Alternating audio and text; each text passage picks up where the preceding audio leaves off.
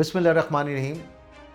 आज एक दफ़ा फिर मैं बानी मुत्तहिदा के हवाले से आफाक अहमद के वो अल्फाज जो उन्होंने एक चैनल को इंटरव्यू देते हुए कहे। आफाक अहमद का फिर एक दफ़ा बानी मुत्तहिदा के बारे में इजहार ख्याल। जब एंकर ने पूछा कि आप क्या कहते हैं कि आने वाले इलेक्शन में कराची के अवाम या महाजिर अवाम किस तरह से इलेक्शन लड़ेगी, क्या होगा, तो उन्होंने कहा कि मैं तो यही चाहूँगा कि जितने भी धड़े हैं एम के, चाहे वो एम पाकिस्तान की सूरत में हो, फारूक सत्तार हो या PSP हो, उन्हें चाहिए कि बैठ के एक लाएअमल अदा करें, तय करें, एक लाएअमल तय करें वो कि आने वाला इलेक्शन उन्हें किस तरह लड़ना है, ताकि तकसीम ना हो, ताकि एक दफ़ा फिर इनका मैंडेटेड तकसीम हो गया तो फिर हार की वजह बन जाएगा। उनसे दूसरा सवाल किया गया कि अगर बानी मुत्तहिदा को रिलीफ मिल गया और उन्हें इजाज़त मिल गई इलेक्शन लड़ने की, तो फिर उस सूरत में क्या आप क्या देखते हैं। उन्होंने कहा कि इससे अच्छी कोई बात ही नहीं होगी, हम वेलकम करेंगे, और जहां मैं दूसरों से बात करने की कोशिश कर रहा हूं तो हम उनके साथ भी बात करने के लिए तैयार हैं। इसका मतलब यह है कि बर्फ़ पिघल रही है। और आफाक अहमद का बार बार इस बात का दोहराना कि अल्ताफ़ हुसैन को इजाज़त मिलनी चाहिए जहां तमाम लोगों को इजाज़त मिली है, इस बात की दलील है कि इनके दिलों में नरमी है और आने वाले कल में इनका इत्तेहाद मुमकिन हो सकता है, इनका कोऑर्डिनेशन बन सकता है। जहां एक तरफ इस मसले पे बात करनी थी, वहां पे कराची में एक दफ़ा फिर अमन अमान की सूरत हाल बिगड़ती चली जा रही है, लेकिन हुक्मरान सुकून का सांस ले रहे हैं और आराम से अपने बड़े बड़े महलों में, महलात में सो रहे हैं। NAD के एक नौजवान बिलाल अब्बास का कत्ल हो जाता है, लेकिन किसी भी किस्म का कोई रद्द-ए-अमल सामने नहीं आता है। ये जितनी भी कराची की नुमाइंदगी करने वाली कराची की सबसे बड़ी दावेदार बनती हैं, उसमें मुत्तहिदा पाकिस्तान भी है, PSP भी है और तमाम दूसरी जमातें। उन्होंने किसी किस्म का रद्द-ए-अमल नहीं किया, किसी स्ट्राइक की कॉल नहीं की, कोई 24 घंटे का टाइम नहीं दिया, बल्कि वो हुकूमत के इशारों पर और जो हुकूमत को चलाने वाले लोग हैं उनके इशारों पर खामोशी तारी की हुई है। तो कराची के अवाम को बिल्कुल इस तरह से छोड़ दिया गया है जैसे कोई लावारिस लोग होते हैं और किसी भी तरह से कोई भी एहतजाज रिकॉर्ड करने के लिए तैयार नहीं है। तो दूसरी तरफ 18 दिसंबर को एम पाकिस्तान के ख़वातीन का जलसे का ऐलान किया गया था और कल उसका जलसा किया जाएगा, लेकिन दूसरी तरफ बानी मुत्तहिदा की जानिब से, यानी कि मुत्तहिदा अल्ताफ़ हुसैन की जानिब से जलसे का मुकम्मल तौर पर बाइकाट करने की बात की गई है। ये थी वो तमाम बातें जिनके फ़र्दन हम जिक्र करेंगे।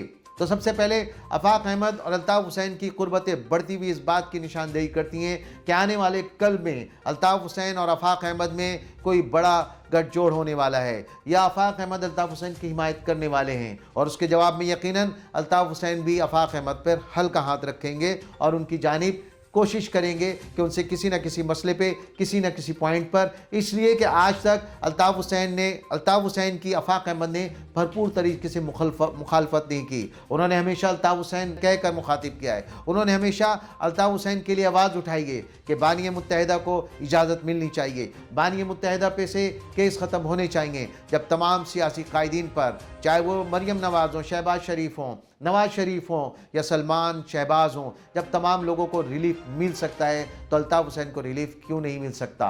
ये इस बात की दलील है कि अल्ताफ़ हुसैन के लिए आफाक अहमद एक बहुत ही नरम गोशा रखते हैं और आने वाले कल में तमाम लोग शायद देख पाएंगे कि आफाक और अल्ताफ़ का इत्तेहाद भी मुमकिन है। लेकिन दूसरी तरफ मुत्तहिदा पाकिस्तान मुसलसल उन लोगों के कहने पर या ना जाने कौन सी क़ुव्वत के कहने पर मुसलसल लगे हुए हैं जी हुजूरी के अंदर।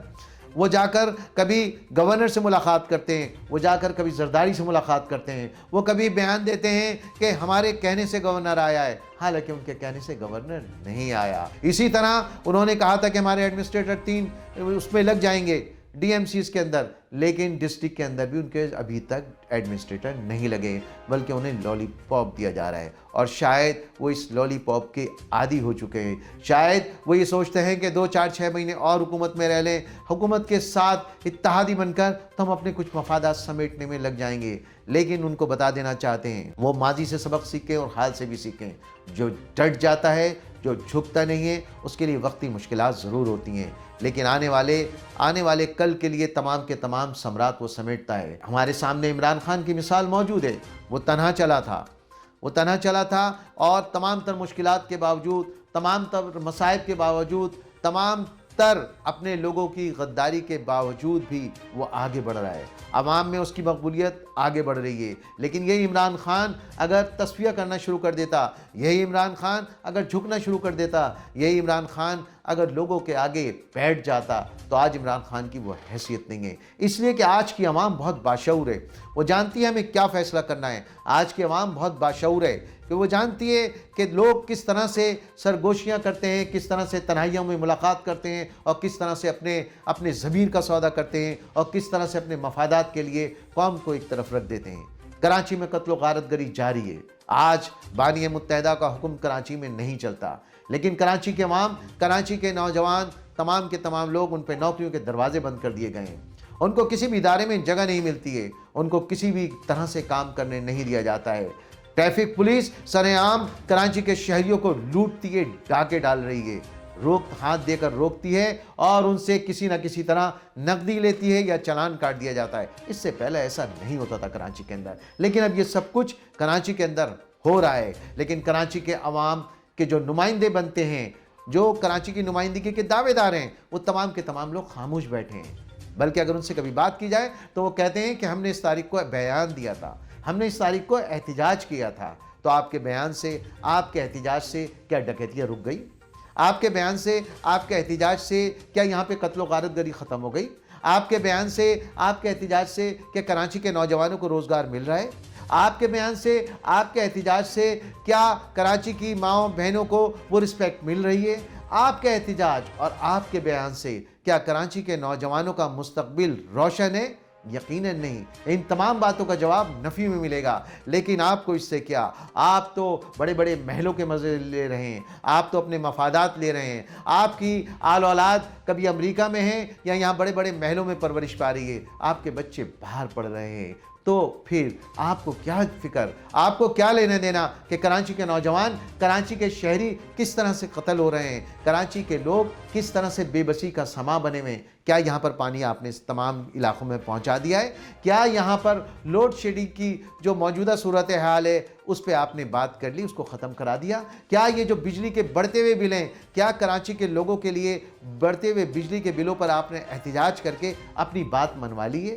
کیا کراچی کے نوجوانوں کو آپ نے اچھے روزگار کی طرف مائل کر دیا ہے؟ کیا کراچی کے نوجوانوں کے لیے آپ نے کبھی کوئی ایسی بات کی ہے کہ جس سے ان کو بیرون ملک جانے کا یا آئی ٹی سے فائدہ اٹھانے کا بہتر موقع مل سکے؟ ذرا کراچی میں جو شہر میں، اس شہر کے اندر جو ہاسپٹلز ہیں، اس شہر میں جو ادارے ہیں، گورنمنٹ کے ادارے ہیں، اس شہر کے اندر جو سندھ سیکریٹریٹ ہے، اس شہر کے اندر جو تھانے ہیں، اس شہر کے اندر تمام کے ایم سی اور کے ڈی اے کے اندر بھی اب تو جا کے دیکھیے کہ وہاں پہ کراچی کے لوگ نظر آتے ہیں؟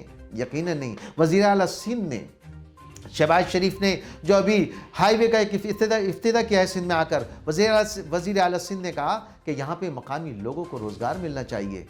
جب وزیر اعلیٰ سندھ کہہ رہے ہیں کہ وہاں پہ مقامی لوگوں کو روزگار ملنا چاہیے، تو کیا وزیر اعلیٰ سندھ صاحب یہ بات بتانا پسند کریں گے کہ شہر کراچی کے اندر کیا مقامی جو یہاں کی ادارے ہیں، لوکل ادارے ہیں، کیا وہاں پہ کراچی کے نوجوانوں کو روزگار مل رہا ہے؟